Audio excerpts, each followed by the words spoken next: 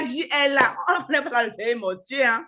Parce que même les gens qui jeûnent parlent encore, mais ceux qui ont mangé 4 repas depuis le matin, là, c'est un moment révolutionnaire. Moi, je suis très contente. Merci beaucoup, Didi Choco.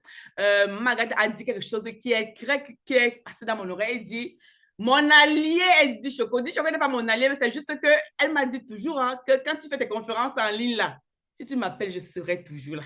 Donc, ça fait que je crois qu'elle et moi, on est un peu sur le même combat. Libérer les femmes, l'autonomisation de la femme. Que ce soit pas le business ou pas n'importe quoi. Oh. Elle et moi, on dit comment on dit maison commune, chambre séparée. Alors, on est franchement sur le même couloir.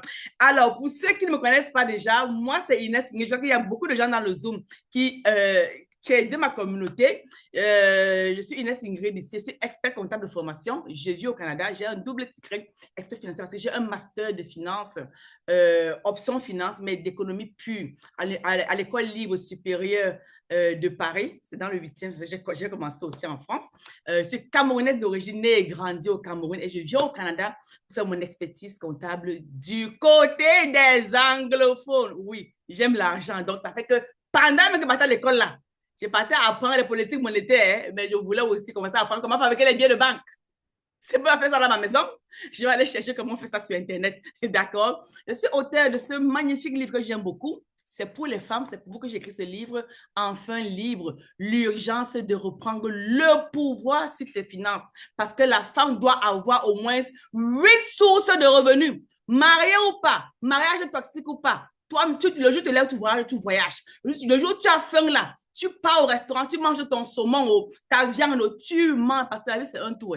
Faut pas commencer à dire que oh, le gars n'a pas rationné. Si tu prends ton argent, tu cherches ton argent là. Tu ne vas pas calculer si ton mari a rationné ou pas. Il sort le matin, tu prends ta carte bancaire, tu vas faire tes courses, tu rentres, tu prépares. C'est de ça qu'il s'agit en 2026. Donc, je ne veux plus les mamans qui vont s'asseoir à la maison avec les 5 enfants et me dire on attend que le gars, c'est parce qu'il est parti, il a donné 10 000 francs de ration, que c'était insuffisant. Toi-même, Dieu a donné, t'a créé. Dieu a pris le temps de mettre en toi une valeur. Tes parents t'ont mis à l'école. On t'a élevé pour que tu sois une bénédiction dans ta génération. Donc, l'enfant de quelqu'un d'autre là, laisse-le où il est et toi, travaille sur toi pour être la lumière que Dieu a déjà mis en toi. D'accord? Moi, je parle argent et je viens libérer toutes les femmes de la planète captives du manque d'argent. Voilà mon leitmotiv. En 2026, on est plus pauvre parce que ça commence à avoir dans la tête.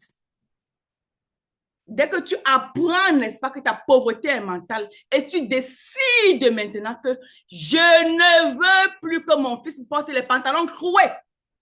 Donc, si son père donne des vêtements au pas, je vais aller chercher mon argent et je vais habiller mes enfants à la façon et aux couleurs que moi-même je veux.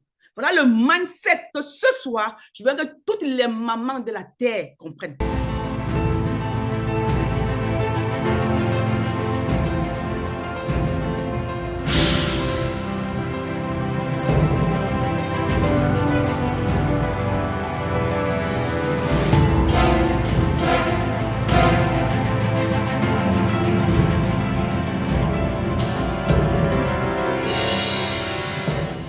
D'accord. Aujourd'hui, comme je dis, on va dire entrepreneur, comment ton identité financière compromet ta stabilité. Et quand on dit stabilité de l'entrepreneur, c'est son entreprise. Parce que même pour être riche, il faudrait aussi bien manger. Le docteur Gilles a dit, même pour être riche, il faut guérir de ses traumas. Parce que Dieu t'a béni riche, hein? Ce sera plus la faute de Dieu. Même pour être riche, il faut être audacieux. Même pour être riche, il faut comprendre qu'il y aura de la tempête. La coach Grâce a expliqué. Même pour être riche, il faut comprendre ton positionnement et graver son image. Qu'elle allait porter les vieux habits que mon grand-père utilisait en 1948. Tu vas te mettre sur Internet avec les pantalons genre. Parce que tu veux dire que, bon, coach, je n'ai pas l'argent. Cherche d'abord l'argent, tu soignes d'abord ton image. Tu ne peux pas payer maman 49 euros et t'apprends comment te positionner. Que tu attires les vrais riches parce que tu as changé ta vie en peu de temps. D'accord? Qu'est-ce que ton identité financière? C'est la manière dont tu perçois et gères et réagis à l'argent. Si tu es le genre comme moi, là, que quand tu donnes l'argent, ton cœur est déjà en joie. Tu commences à penser comment tu vas investir. Oui, tu as une très bonne identité financière. Mais si tu reçois de l'argent, tu commences à penser que je vais aller acheter mes chaussures tout de suite, je vais aller acheter les vêtements, et dès que tu arrives chez toi, tu commences à regretter pourquoi tu as acheté les vêtements là. Non, tu as un problème. Parce que l'identité financière joue un rôle central, n'est-ce pas, dans la solidité et dans la fondation de ton entreprise. Alors, je vais vous laisser le B.A.B.A. ici. Vous me connaissez, je l'ai dit en premier, c'est à qui j'étais, n'est-ce pas? De formation, j'aime l'argent. J'ai utilisé l'argent dans beaucoup de sens, n'est-ce pas? Je suis auteur de ce magnifique livre que j'ai présenté ici, Enfin libre. Je suis conférencier international et j'organise les conférences comme celle-ci, une gratuite et peut-être une à deux payantes par an. Je suis mentor aussi. Je suis aussi fondatrice d'une entreprise qui est en train de passer un nouveau positionnement, Clarisse Investment Group, spécialisée dans l'accompagnement des salariés et des entrepreneurs qui veulent uniquement, parce que si tu n'as pas envie de travailler sur tes finances-là, ne m'appelle pas. Mais si tu veux travailler sur tes finances-là, oui, Clarisse Investment Group est là pour venir t'accompagner par des coachings individuels et de groupe pour que tu puisses changer, n'est-ce pas, ton rapport à l'argent et attirer plus de cet argent. Depuis 2026, on est qu'au deuxième mois de l'année, j'ai déjà créé 3 sources de revenus supplémentaires. Parce que j'aime l'argent. Et chaque jour que Dieu fait, je réfléchis sur comment créer de l'argent. Je vends des compléments alimentaires en Afrique pour le moment. Je vends des rouges à lèvres et je suis en train de créer ma marque de rouge à lèvres qui va bientôt sortir. Préparez-vous, hein? Parce que moi, je suis une maman où je n'ai pas peur. Je ne suis pas allergique à l'argent comme disait la coach Karine. Quand tu n'es pas allergique à l'argent, hein, tu te lèves, tu ne vas plus chercher de l'argent. Et dorénavant aussi, je représente cette marque-là. Elle est chez moi, elle est ouverte. Angel Moon, je l'ai utilisée, je l'ai aimée, j'ai décidé de la représenter. Et j'ai aussi trouvé que Dichoko aussi, elle est dans le business, donc on va travailler ensemble. Si je veux la visibilité, moi, je vais aller payer ma formation pour apprendre comment être plus visible pour vendre mes affaires. D'accord? Donc, je la représente, c'est une CV thérapeutique. Je ne vais pas aller revenir sur ce que Dichoko a dit. La vidéo parle d'elle-même. Si tu es convaincu, contacte-moi. Je vais te dire justement comment, dans n'importe quel pays tu trouves dans le monde, Angel Moon existe. Tu peux utiliser la marque, tu peux représenter tes parles. C'est un business qui donne de l'argent par semaine. Et je suis déjà là-dedans. D'accord? YouTube, Clarisse Investment Group, Facebook, Inès Ingrid, voilà mes pages. TikTok, Inès Ingrid. Et mon Instagram aussi est là, Inès Ingrid. Voilà un programme permanent complet pour ces entrepreneurs-là et les salariés qui veulent changer leur niveau de finance. Il est là, c'est un programme complet de 2 mois. Prochaine rentrée le 27 février. Pour des personnes qui sont intéressées. Et moi, souvent, mes places sont très limitées. Je prends que 5 personnes dans mes accompagnements. 5. Parce que quand on parle d'argent, il y a beaucoup d'implications énergétiques à aller faire. Et pour moi, c'est important, n'est-ce pas, d'aller regarder ça afin de pouvoir délivrer les résultats qui se doivent. J'ai été à la falaise, j'ai fait beaucoup de conférences, comme vous pouvez voir. Donc, on va aller passer ça, on va aller passer maintenant au vif du sujet. D'accord? Alors, la stabilité financière et les fondations de ton entreprise dépendent de ton identité financière. Quand tu ne sais pas, comme le docteur Gilles a dit plus tôt, d'où tu viens, tu ne sauras jamais d'où tu pars. Beaucoup de personnes ont grandi dans les schémas familiaux où l'argent est tabou, où on ne parle pas d'argent, où on ne peut même pas s'asseoir en famille et dire, n'est-ce pas, que je suis allé au restaurant, je suis allé au cinéma. Ça reste encore un tabou. Mais par contre, quand tu sais qui tu es, d'où tu viens, tu as une vision claire de tes finances et de là où tu veux partir. Et en tant qu'entrepreneur, chaque fois que tu es dans le business, tu dois te poser 3 questions. Quand je vends Angel Moonsi, quel est mon taux de marge? Quand taux de marge, ça veut dire que quand je finis de vendre là, combien d'argent reste dans ma poche? Parce que c'est pour ça que tu es en business. Mais combien d'entrepreneurs parlent de leurs chiffres? Combien même comprennent le chiffre? Combien même sont au courant même qu'ils sont en capacité de tourner à perte? Raison pour laquelle au bout de 2 ans, 3 ans, vous fermez. Et le docteur Gilles a encore bien dit que beaucoup d'entrepreneurs ferment l'entreprise en moins de 5 ans. Combien comprennent même la notion de charges fixes? Tu ne peux pas te lancer en business sans comprendre le B.A.B.A. qui va créer la fondation de ton business. Combien comprennent les charges variables en termes d'Internet que tu peux peut-être supprimer ou ton téléphone? Comprennent ça. Et combien ils comprennent même où va leur argent. Beaucoup de personnes ne savent même pas où va leur argent. Tout ce qu'ils font seulement en entrepreneuriat, c'est juste dépenser, dépenser, dépenser. Ils sont tout embrouillés dans ce qu'ils sont en train de faire. Quand tu maîtrises tes chiffres, tu comprends combien d'argent tu vas gagner le mois, combien d'argent tu vas dépenser. Ça, tu le sais, tu dois le comprendre. Et tu comprends aussi le cash, le reste d'argent qui est disponible. C'est franchement quelque chose à comprendre et très important. Donc, j'évolue aussi rapidement parce que je n'ai pas beaucoup de temps ici. Il y a encore une partie des questions. Alors, le troisième point ici, là, c'est le fonds de sécurité, comme l'épargne. Dans ta vie personnelle, tu mets de l'épargne. Dans la vie de ton entreprise aussi, en tant qu'entrepreneur, tu dois également aller regarder tes chiffres et mettre de l'épargne de côté. Ce n'est pas négociable. Si tu reçois à vendre 10 000 francs total revenu par mois et tu as les charges fixes peut-être de 8 000 francs, arrange-toi, tu as un bénéfice de 2 000 francs, arrange-toi à mettre même 1 000 francs de côté chaque mois pour ton entreprise parce que ça va te permettre d'aller saisir les opportunités futures. Et sur le long terme, tu vas t'arranger au moins à avoir 6 mois du total, n'est-ce pas, de tes charges-là de côté. C'est ça qui va te permettre, n'est-ce pas, pendant ta saison de résilience, d'utiliser un peu l'argent. Comme la coach Grâce Divine a expliqué qu'elle a pris de l'argent, elle a réinjecté dans le business pour nourrir son nouveau positionnement. Ça a créé un espace de networking et puis ça a aussi attiré de nouveaux clients. Mais si tu n'as pas l'argent à mettre de côté, tu vas prendre l'argent où? Tu vas prendre l'argent où? Et beaucoup de personnes se lancent dans le business et ils ne sont pas au courant de ça. Ils ne sont pas au courant de ça. Quatrième des choses, j'avance très bien les amis, tu dois aussi avoir une rémunération intelligente. Beaucoup d'entrepreneurs travaillent.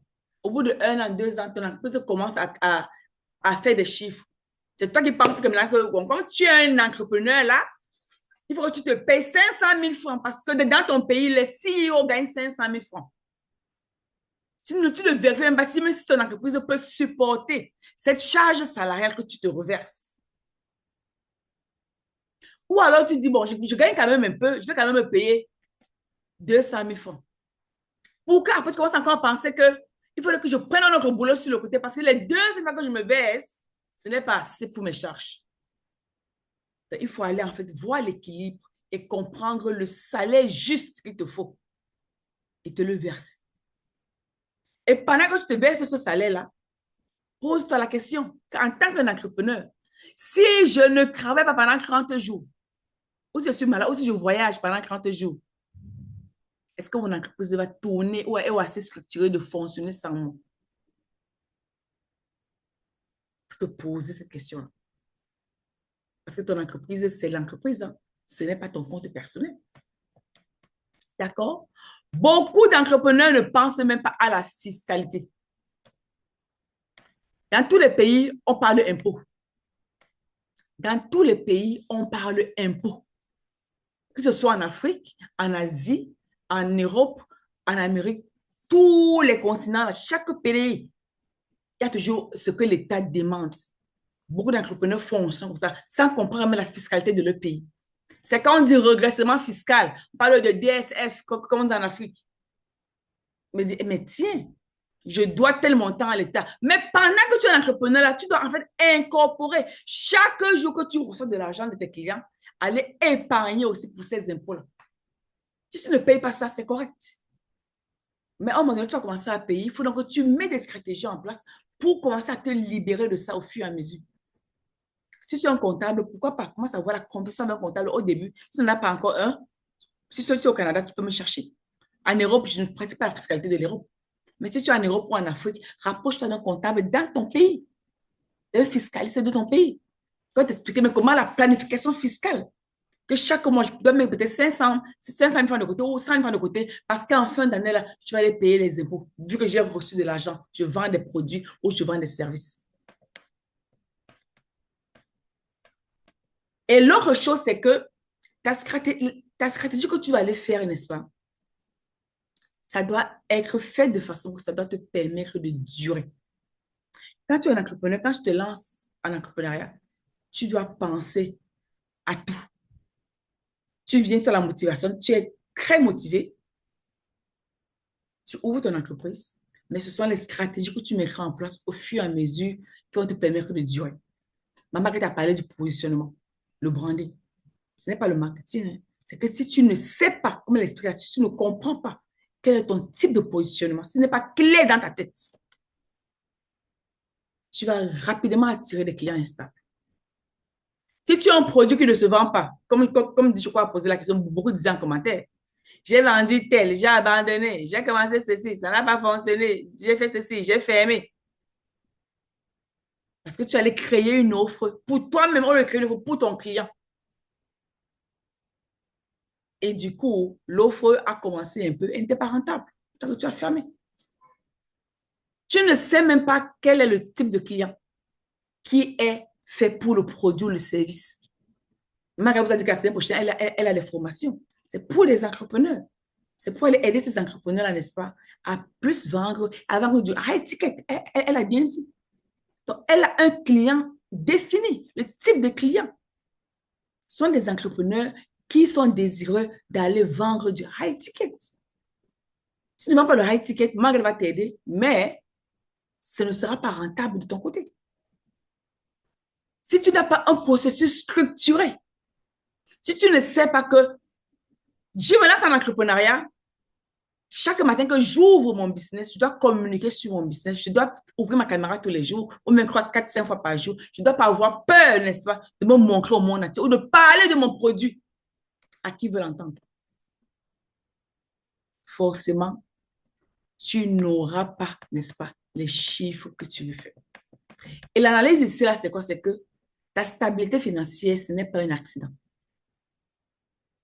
Quand on parle de processus structurel, tu dois construire quelque chose.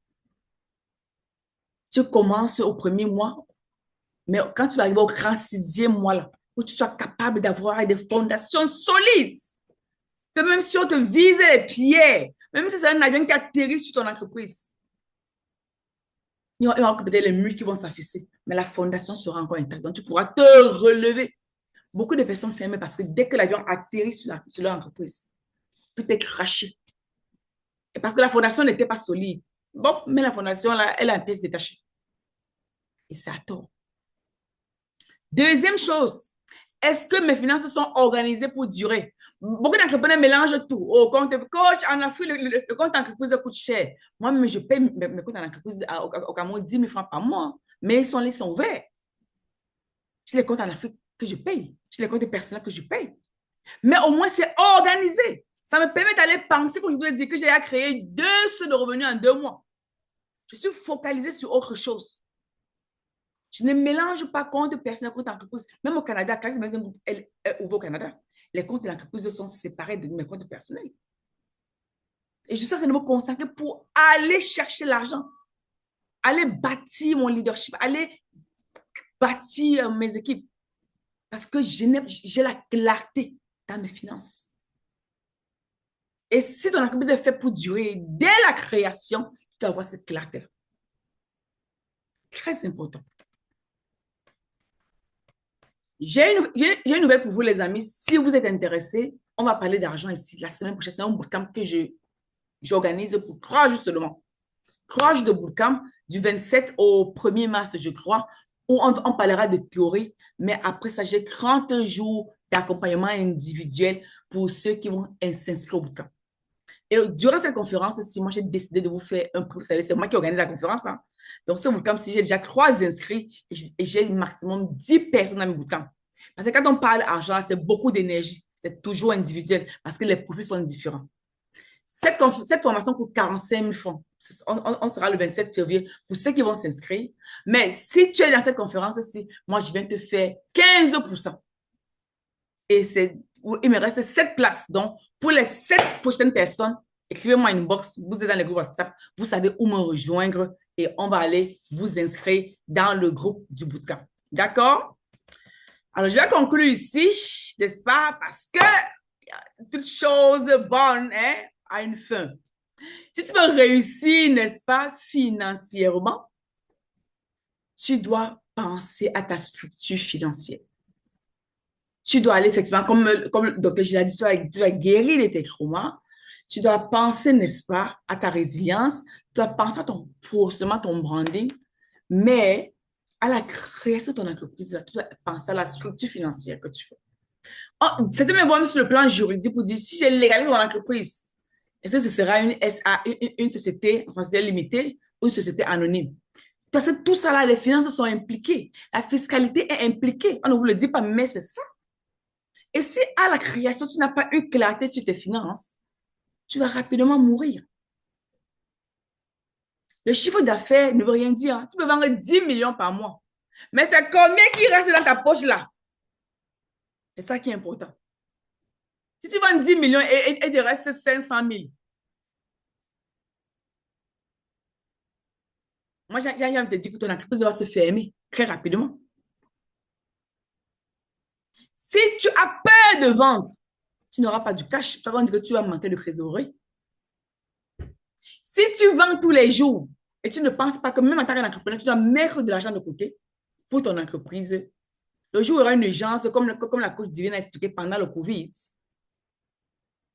tu n'auras pas de l'argent disponible pour réinjecter et repositionner ton entreprise. Si tu découvres que tu as les impôts à payer, il y a un moment, tu vas comment? Tu vas aller t'en pour payer les impôts parce que le fils ne va pas te laisser. C'est quelque chose qu'il faut toujours planifier dès la création. D'accord? Donc, pour moi, c'est très, très important. Alors, merci d'avoir participé et on va passer maintenant aux questions-réponses. Merci, Coach Ingrid, pour ces bases vraiment fondamentales sur la question des finances et surtout comment être en règle vraiment avec les autorités financières de nos différents pays parce que vraiment, l'une des raisons aussi pour lesquelles les entreprises ferment, c'est parce que elles se retrouvent devant les faits accomplis avec les impôts. On ne connaît pas les termes, on ne maîtrise pas, on ne sait pas ce que tel terme signifie, on ne sait pas ce dont on a besoin, ce qui est nécessaire, ce qui est indispensable pour l'entreprise.